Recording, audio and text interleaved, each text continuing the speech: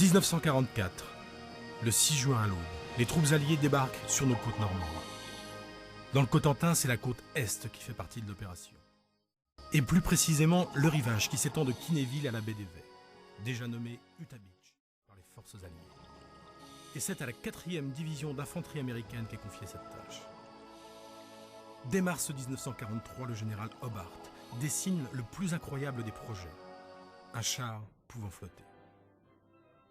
Le Sherman M4, alors utilisé, est modifié par l'adjonction d'hélices orientables. Puis on lui attache une jupe de toile pour former une coque. Il devient le fameux Didi Tank. C'est ainsi que le Sherman Didi devient l'une des armes alliées les plus secrètes encore jamais vues et débarque à Utah sur les rivages du Cotentin.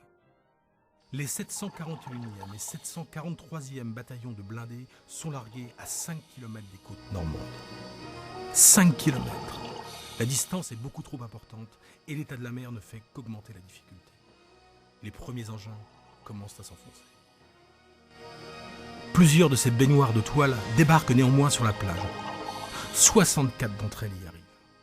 Côté secteur Est, les tanks du 741e bataillon blindé sont alors lancés à 4 km des plages. L'arrivée de ce premier groupe dans une mer agitée est un désastre. Les tanks sont conçus pour opérer en eau calme, mais aujourd'hui, il en est autrement. C'est une tempête de nord-est, le terrible vent d'amont, tant redouté dans la Manche.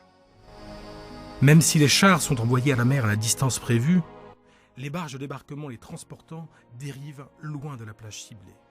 Ils naviguent donc flanc face aux hautes vagues qui arrachent leurs jupes de toile. Ailleurs, seuls 2 Didi sur les 29 du départ arrivent saufs à la plage. À Utah Beach, le procédé fonctionne assez bien. Mais malgré cela, plusieurs d'entre eux disparaissent sous les flots, près des côtes du Cotentin.